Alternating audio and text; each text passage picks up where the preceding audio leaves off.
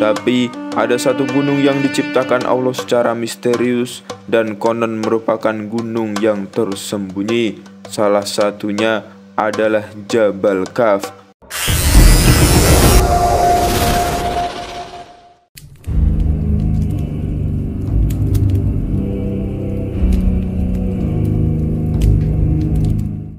Bismillahirrahmanirrahim. Assalamualaikum warahmatullahi wabarakatuh. Alhamdulillahirabbil alamin. Assalatu wassalamu ala nabiyyina wa habibina sayyidul anbiya'i wal mursalin sayyidina wa maulana Muhammadin ibni Abdullah ibni Abdul Muttalib wa ibni Hashim. Sahabat Z Channel rahimakumullah, alhamdulillah kita berjumpa lagi di Z Channel yang membawakan kisah-kisah luar biasa Islam.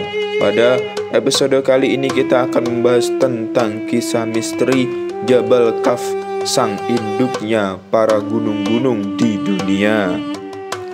Di muka bumi ini terhampar lautan, gunung, dan lembah dengan jumlah yang hampir tidak terhitung saking banyaknya. Begitu pula dengan gunung-gunung di muka bumi ini sangatlah banyak, mulai yang terkecil sampai yang terbesar. Tapi ada satu gunung yang diciptakan Allah secara misterius dan konon merupakan gunung yang tersembunyi. Salah satunya adalah Jabal Kaf. Konon ada yang bilang Jabal Kaf adalah gunung yang terbesar dan merupakan induknya para gunung di seluruh muka bumi, di mana gunung lain adalah urat-uratnya. Benar atau tidaknya, tentunya ada maksud dan fungsi tertentu yang hanya Allah yang mengetahuinya. Rasulullah SAW pun bersabda yang artinya, sesungguhnya di balik gunung Kaf itu terdapat sebidang tanah putih yang tiada tumbuhannya. Luas tanah itu seperti luas dunia 7 kali. Di situ penuh sesak dengan para malaikat, sehingga andaikan sebuah jarum dicadukan dari atas, niscaya terjatuh di atas salah satu dari mereka. Tiap-tiap mereka memegang bendera yang panjangnya 40 farsah. Tiap bendera memiliki tulisan La ilaha illallah Muhammadur Rasulullah. Tiap-tiap malam Jumat mereka berkumpul di sekeliling gunung itu untuk merendahkan diri kepada Allah dan memohon keselamatan buat umat Muhammad Sallallahu Alaihi Wasallam. Jika fajar subuh sudah terbit, mereka pun berdoa, Ya Allah, ampunilah orang-orang yang mandi pada hari Jumat dan yang datang menghadiri Jumat. Mereka berdoa dengan suara tangis yang sangat keras. Lalu Allah pun berfirman, Hai malaikatku, apa yang kalian kehendaki? Mereka pun menjawab, Kami berkehendak engkau mau mengampuni dosa umat Muhammad Sallallahu Alaihi Wasallam. Aku telah mengampuni mereka, jawab Allah Subhanahu Wa Taala. Bukit Kaf yang diciptakan oleh Allah Subhanahu Wa Taala diciptakan dari zamrud yang berwarna hijau, sehingga warnanya berpengaruh terhadap warna biru langit dunia yang sering dan selalu kita saksikan. Merupakan bukit yang mengelilingi ke segenap penjuru dan urat bumi agar bumi tidak pernah bergoncang, dan ia dijaga oleh satu malaikat yang besar, kuat dan kekar. Bukit Kaf adalah sebuah gunung yang dikelilingi beberapa buah lembah dan bukit. Gunung ini terletak di antara daerah Yordania dan Arab Saudi. Ada juga yang mengatakan Gunung Kaf terletak di daratan Yaman, dan ada juga yang mengatakan bahwa Gunung Kaf berada di sebelum Persia, di dekat tembok Ya'juj dan Ma'juj. Gunung Kaf merupakan daerah yang sangat luas. Di sanalah hidup para waliullah dari golongan rijalul gaib atau laki-laki gaib yang berjumlah sekitar 70 orang. Semua penduduk Gunung Kaf adalah laki-laki yang soleh dari golongan manusia yang telah menjauhkan diri dari kehidupan duniawi dan memilih hidup untuk beribadah saja. Gunung Kaf merupakan satu daerah yang gaib. Kehidupan di Gunung Kaf semuanya bersifat tersembunyi, dan sisi kegaibannya pun setara dengan sisi kegaiban alam malaikat. Dan gambaran penduduk Gunung Kaf sendiri pernah dijelaskan oleh Nabi Muhammad SAW. Saat itu pada tanggal 27 Rajab tahun ke-11 setelah Nabi Muhammad SAW diangkat menjadi Rasul, yang berarti beliau telah berumur 51 tahun. Beliau dipanggil oleh Allah untuk menghadap di hari bannya dengan Isra dan Mi'raj sebagai wahana yang menyampaikan maksud tersebut. Padahal perjuangan Islam di kala itu menghadapi ujian yang sangatlah berat, gangguan dan hinaan semakin dekat dan semakin hebat. Dengan demikian, peristiwa Isra Mi'raj itu dimaksudkan untuk menambah kekuatan iman dan keyakinan beliau sebagai Rasul yang diutus oleh Allah Subhanahu wa Ta'ala di tengah-tengah manusia untuk menyampaikan risalahnya. Dan ketika Rasulullah SAW menjalani Mi'raj itulah beliau melihat sebuah gunung yang cukup besar, namanya adalah Jabal Kaf. Ia berada pada sebuah padang perak mengkilat yang menghampar. Di belakang gunung itu masih ada 70 gunung yang lain lagi, dan di belakangnya terdapat suatu kota. Di antara kota-kota itu ada yang berpenghuni makhluk dari jenis Bani Adam. Mereka setelah Rasulullah sampai di sana, mereka dengan serta-merta mengucapkan salam seraya memuji atas kemurahan Allah Subhanahu wa Ta'ala yang telah mempertemukan mereka dengan Rasulullah, serta menyatakan keimanan kepada beliau. Siapakah kalian? Tampaknya kami belum pernah melihat kalian. Begitu sapa Rasulullah SAW di awal perjumpaan. Maka diceritakan salah satu pemimpin dari mereka datang ke hadapan Rasulullah dan menerangkan jati dirinya. Kami merupakan kaum Bani Israel yang hidup setelah Nabi Musa alaihissalam diutus oleh Allah Subhanahu wa Ta'ala. Namun setelah beliau wafat, terjadilah huru-hara dan perpecahan antara Bani Israel, sehingga menimbulkan berbagai bencana yang begitu dahsyat. Pada masa itu tidak kurang dari 43 nabi terbunuh, sehingga masyarakat tidak lagi mengetahui mana yang hak dan mana yang batil. Menyadari terjadinya kekerancuan seperti itu, kira-kira 200 orang yang ahli ibadah dan bersikap zuhud tampil untuk membenahi masyarakat. Digelarnya amar ma'ruf dan nahi mungkar, namun Bani Israel malah menghabisi mereka. 200 orang itu dibunuh dalam satu hari.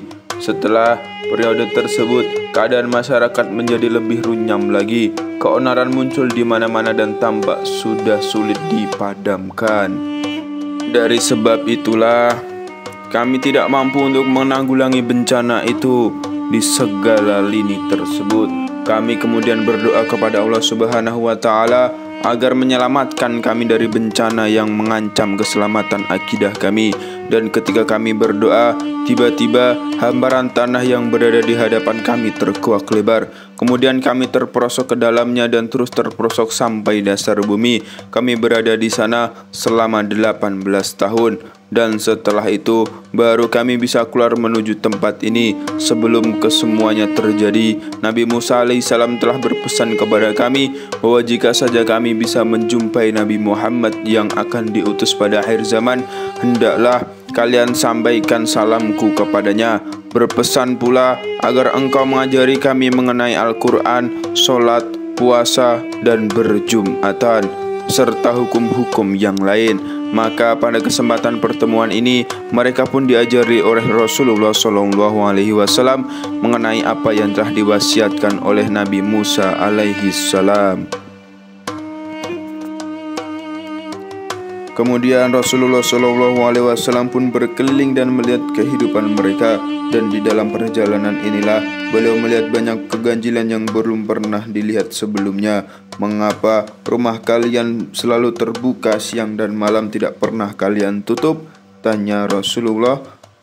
Dan mereka pun menjawab, kami merupakan suatu kaum yang sangat aman. Tidak pernah terjadi keributan sama sekali di antara kami, baik mengenai harta ataupun yang lain. Dan terlihat pula rumah kalian tertata rapi dalam tipe yang sama, yang tampak keasriannya. Mengapakah demikian? Mereka pun menjawab, masyarakat di sini merupakan komunitas yang satu hati, merupakan suatu kaum yang damai, duduk sama rata dan berdiri sama tinggi. Berat sama-sama kami pikul dan ringan sama-sama kami jinjing. Dan mengapa pula masjid kalian begitu jauh dari perumahan? Tanya Rasulullah SAW lagi. Tiada lain agar menambahkan pahala bagi kami, di mana seseorang yang berangkat ke masjid dari tempat yang jauh, pahalanya akan melebihi mereka yang berada di dekat masjid. Itulah tujuan kami, wahai Rasulullah. Dan mengapa jika saja terdapat salah seorang dari keluarga kalian yang meninggal, selalu dimakamkan di depan rumah? Tanya Rasulullah kembali. Kebijaksanaan itu tiada lain agar kami dapat mengarungi kehidupan di dunia ini, selalu ingat terhadap maut yang selalu mengintai setiap waktu. Dengan demikian kami akan selalu beramal baik sebagai persiapan apa yang terjadi setelah maut merenggut jiwa kami. Begitu jawab mereka. Dan mengapa aku tidak pernah melihat kalian tertawa? Mereka pun menjawab, sikap yang demikian itu tiada lain karena kebanyakan tertawa akan menyesatkan hati, sehingga lama-kelamaan akan tertutup hidayah. Demikianlah sikap kami, wahai Rasulullah SAW. Dan Rasulullah pun bertanya kembali, adakah kalian yang pernah sakit? Rasulullah bertanya dengan demikian. Mereka pun menjawab, sakit merupakan penghapus terhadap dosa. Padahal kaum kami tidak pernah mengenal dosa, tidak pernah juga melakukannya. Dengan demikian kami tidak pernah mengalami sakit. Begitu aneh jawab mereka. Rasulullah SAW pun bertanya kembali, adakah di antara kalian yang bercocok tanam? Benar, kami juga bercocok tanam, namun setelah itu kami serahkan kepada Allah Subhanahu wa Ta'ala sampai datangnya hari panen. Ketika panen tiba, kami berkumpul bersama untuk mengambil panenan tersebut, dan sisanya kami tinggalkan begitu saja. Dan Rasulullah pun kembali bertanya, adakah di antara kalian yang memiliki binatang ternak? Mereka pun menjawab, benar, seluruh binatang ternak kami selalu berada di padang Sahara. Hanya saja jika kami memerlukan satu atau dua dari mereka, kami ambil seperlunya dan sisanya kami tinggalkan di sana. Jawab mereka sangatlah aneh dan mengherankan Rasulullah Shallallahu Alaihi Wasallam.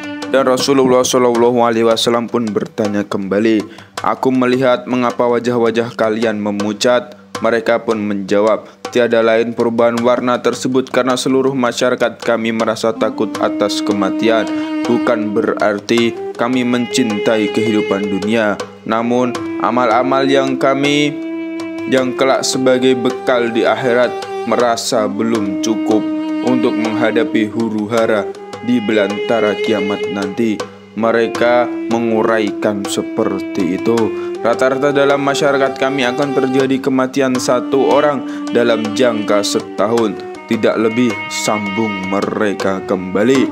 Setelah dialog ini selesai, Rasulullah SAW pun berpamitan untuk meneruskan perjalanannya bersama Jibril.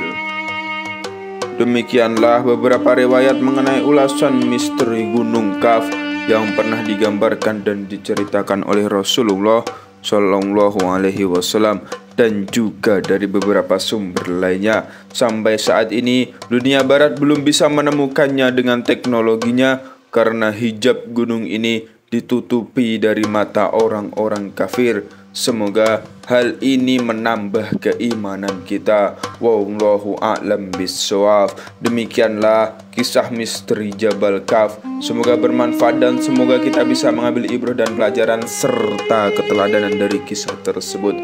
Akhirul kalam wal afu minkum. Assalamualaikum warahmatullahi wabarakatuh.